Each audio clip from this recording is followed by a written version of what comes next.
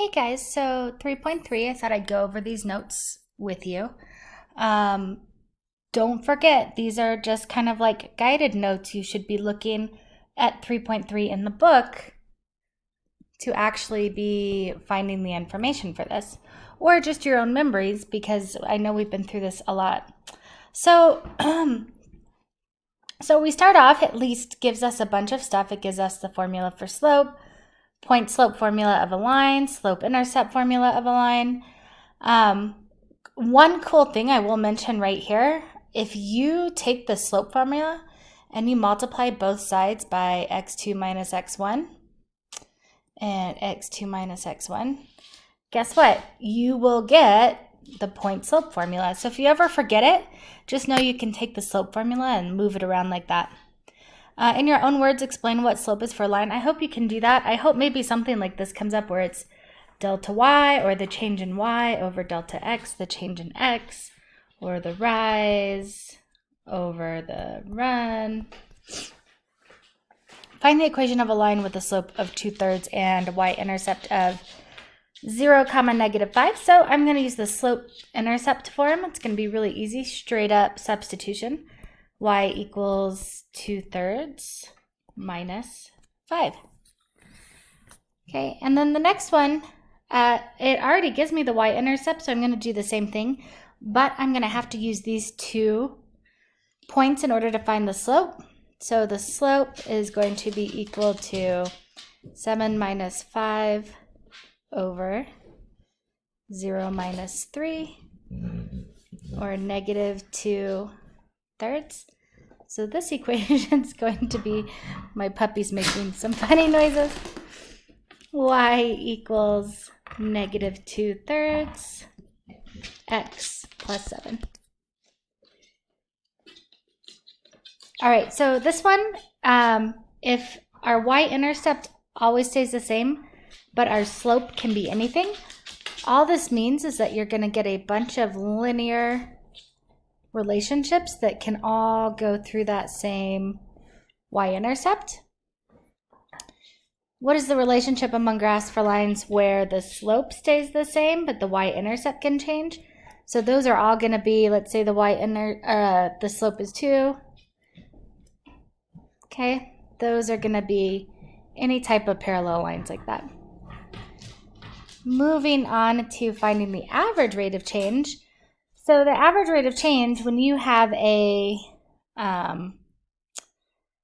sort of function like the one that they're doing here, the average rate of change is going to be just using, even though this obviously is a parabola, we're going to be finding the average rate of change between 2 points. So we're going to be finding that linear relationship between 2 points. And if you do this enough, you're going to get to a place where you would be finding the average relationship of a point.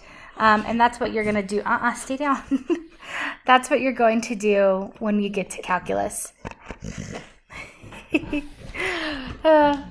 Okay, so where are we? I kind of did this a little bit before. I think my new computer, I didn't understand, and I messed up the last video, so I'm redoing it.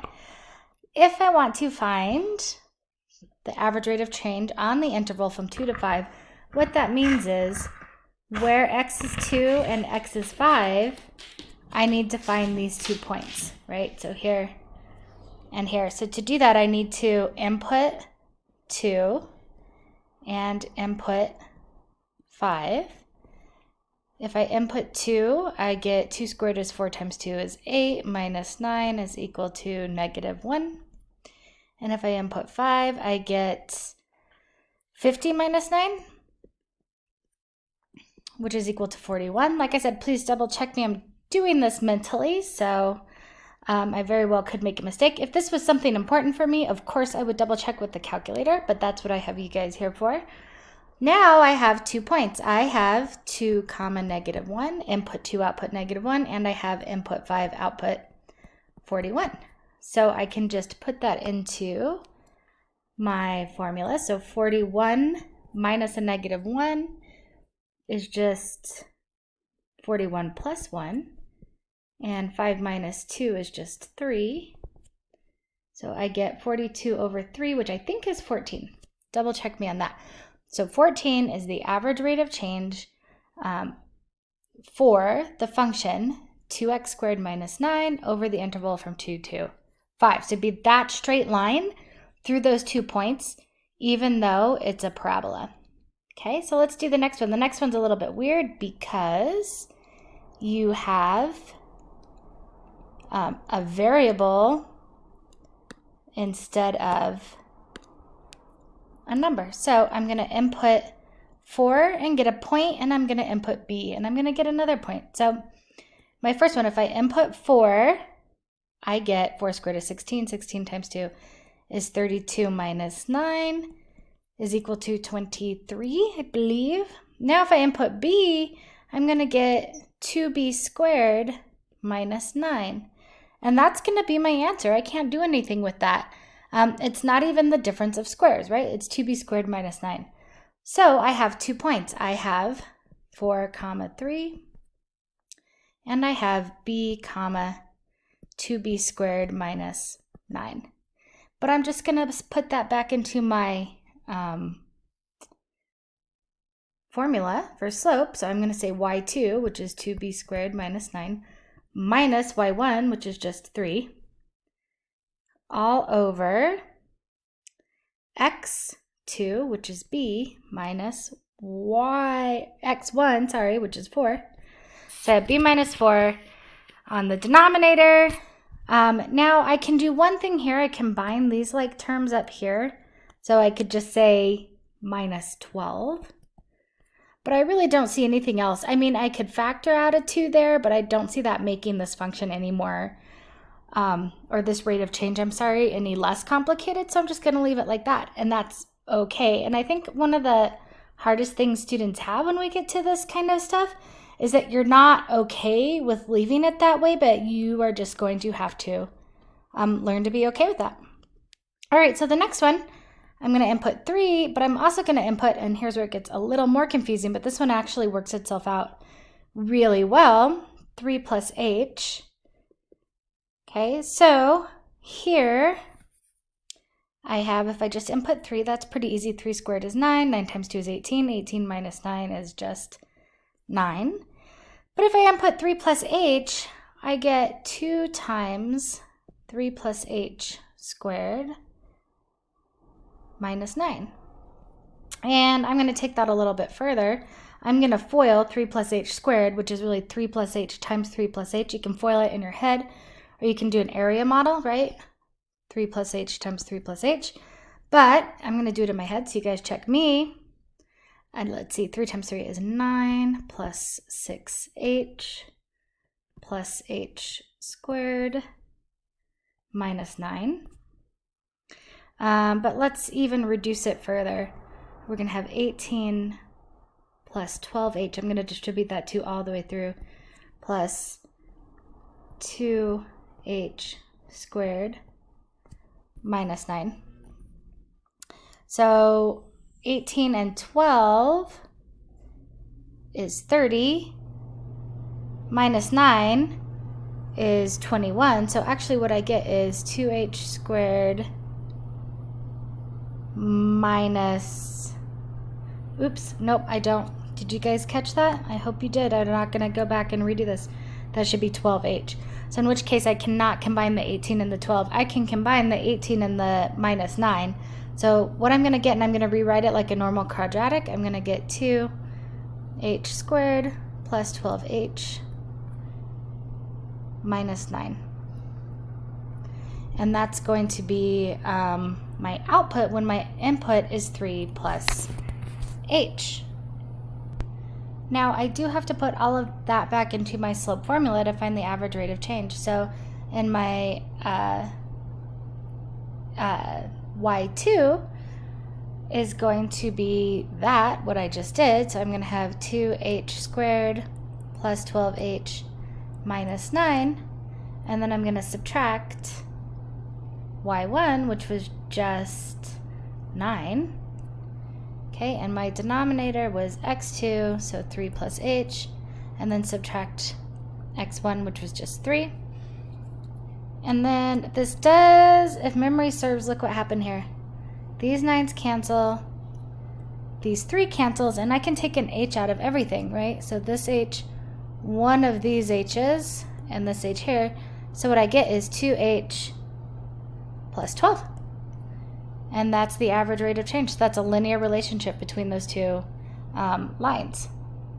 Let's see if I can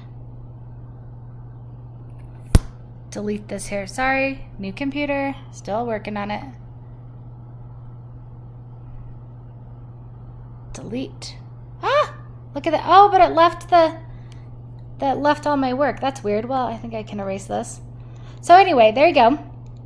I'm sure you guys will have questions. I'm more than happy to go over questions with you guys. We can look at the book and we can do some of the try it questions in there. So question 2, using the graph, estimate the average rate of change from x equals 1 to x equals 5. So it's a lot easier. If I input 1, my exput is 5, my exput, my output. If I input 5, my output is 7. Oh, God. So my 2 points are 1, 5 and 5, 7. So 7 minus 5, my numerator is 2. 5 minus 1, it's 4. So my slope here, my rate of change, my average rate of change is 1/2. So between these points, we're talking about the slope of this line that connects those 2 points between 1 and 5. Okay? So let's see here. What are we talking about here? Increasing, decreasing, and constant functions. So it has what increasing looks like. It has f is decreasing in the second one. We've talked about this. And the third one is it's constant. So if you wanted to read that, it would say for all of a less than b, okay, because it's just looking at that interval there. Oh, this is just like calculus. You guys are going to have so much fun in calculus. Maybe I should teach a calculus class next because this looks like fun. So as you are reading, and all that means is for all a is less than b, is as we are reading like from left to right, because a is less than b from left to right, it is increasing there. If it's not increasing or decreasing, it's constant. As part of exploring how functions change, we can identify intervals over the function. The average rate of change of the function is positive, and the average rate of change of decreasing function is negative. That makes sense. The figure below shows examples of increasing and decreasing intervals of a function. Okay, and we've talked about this. Minimum, maximum points. Minimum and maximum points are, and I'm not going to like read that whole thing to you, but it's where, and this is important because I think this is how the test says it, it's where the graph changes, and I'm going to look at this graph over here. Okay, it's where the graph changes from increasing to decreasing. If it's changing from increasing to decreasing, you have a maximum point. If it's changing from, I'm going to look at this one now, if it's changing from decreasing to increasing, you're going to have a minimum point there. Okay, local minimum or maximum means that there's more than one for the whole function. Okay, they'll usually give you an interval for where to look for that. Look, here are our parent functions. Love it, love it. So this one, the first one, a, it's increasing from negative infinity to positive infinity. It's always increasing. And I think I was talking to Layla about this. If you want, if it's never decreasing, you can write that as the empty set. So now that we know set notation, we can write this as the empty set. There's no decreasing in this function. Here, it's increasing from 0 to infinity, positive infinity, and it's decreasing from negative infinity to 0.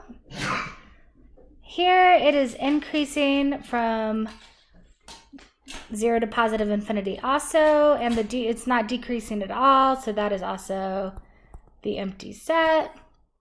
You get the idea. I'm not going to do all of these for you. Oh, 3.4. So I'm going to stop this video and start a new one for 3.4.